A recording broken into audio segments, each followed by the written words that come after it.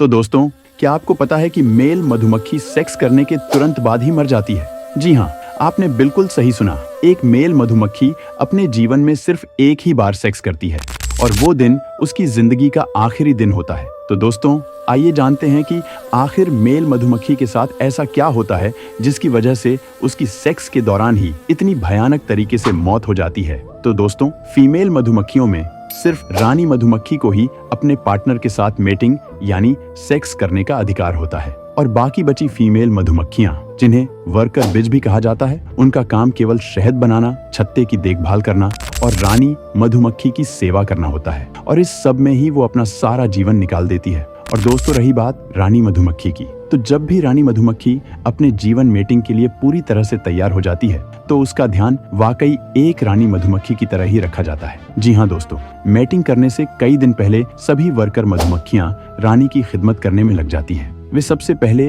रानी मधुमक्खी को अच्छे से साफ करना शुरू कर देते हैं ताकि वह पहले से ज्यादा सुंदर आकर्षित लगे और इसके बाद सभी वर्कर मधुमक्खियां रानी मधुमक्खी के लिए एक स्पेशल प्रकार का पोषक तत्व तैयार करती हैं जिसे रॉयल जेली कहा जाता है। और इस रॉयल जेली के अंदर कई तरह के स्पेशल न्यूट्रिएंट्स होते हैं जो कि रानी मधुमक्खी को मेटिंग करने के लिए पूरी तरह से तैयार बना देते हैं। और इन सभी सेवाओं के बाद जब रानी मधुमक्खी मेटिंग के लिए पूरी तरह से तैयार हो जाती है तो वह हवा में फेरोमोन नामक एक यूनिक केमिकल को रिलीज करते हैं जो कि मेल मधुमक्खियां के लिए एक सिग्नल होता है कि अब रानी मधुमक्खी मेटिंग के लिए पूरी तरह से तैयार हो चुकी है। यह सिग्नल मिलते हैं सभी मेल मधुमक्खियां रानी मधुमक्खी की ओर तेजी से खींचे चले जाते हैं और उन्हें आता देख रानी मधुमक्खी भी खुले आसमान की ओर एक लंबी उड़ान भर देती है और सभी मेल्स भी उसके पीछे पीछे खुले आसमान में मेटिंग करने के लिए चले जाते हैं, जिसे मेटिंग फ्लाइट कहा जाता है। यह उड़ान रानी मधुमक्खी इसलिए भरती है ताकि उसे यह पता चले कि इन सब में ताकतवर और तेज मधुमक्खी कौन है,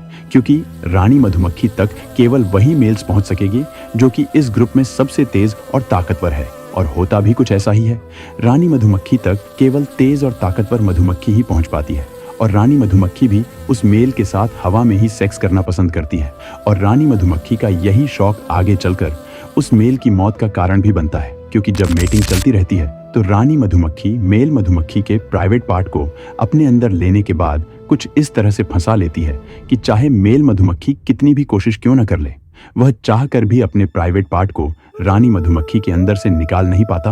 और उसका प्राइवेट पार्ट उसके अंदर ही फंसा रहता है। और यह सब रानी मधुमक्खी इसलिए करती है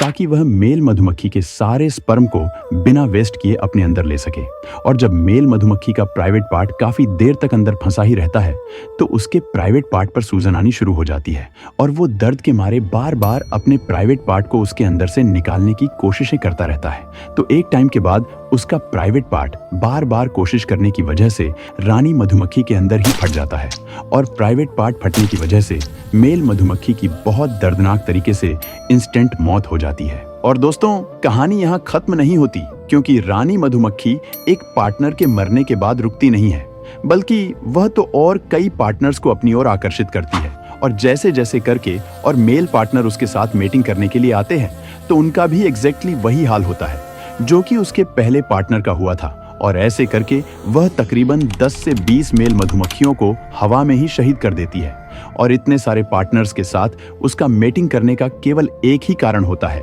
कि वह एक ही बारी में इतना सारा स्पर्म अपने पास इकट्ठा कर लेना चाहती है कि उसे फिर कभी भी अपने पूरे जीवन में दोबारा किसी और के साथ मेटिंग करने की जरूरत ना पड़े। जी हाँ दोस्तों, क्योंकि रानी मधुमक्खी के अंदर स्पर्मथिका नाम का एक स्पेशल अंक पाया जाता है जिसमें रानी मधुमक्खी सभी मेल्स के स्पर्म को इकट्ठा करके रख लेती है और जब भी रानी का मन होता है तो वह इस अंग से थोड़ा सा स्पर्म निकालकर अपनी बॉडी में यूज करके खुद को प्रेग्नेंट कर लेती है और अपने बच्चों को जन्म दे देती है। जी हाँ दोस्तों, रानी मधुमक्खी के पास यह कुदरती शक्ति होती है कि वह जब चाहे अपनी बॉडी में रखे स्पर्म का यूज करके खुद को प्रेग्नेंट कर सकती है और बच्चों को जन्म दे सकती है। और इसी स्पर्म का यूज वह अपने पूरे जीवन भर करती रहती है जब भी उसे बच्चे पैदा करने होते हैं। और दोस्तों, हवाई मेटिंग खत्म होने के बाद वह वर्कर मधुमक्खियां को इशारा करती है, जिसके बाद सभी वर्कर मधुमक्खियां उसे सुरक्षित छत्ते में ले आती हैं और फिर से रानी मधुमक्खी की खिदमत करना शुरू कर देते हैं, जिसके बाद पूरे जीवन भर रानी बच्चों को पैदा करते रहती है और वर्कर मधुमक्खियां उसकी देखभाल करती रहती हैं। तो दोस्तों, आपको मधुमक्खियों के मेटिंग करने का यह तरीका कैसा लगा?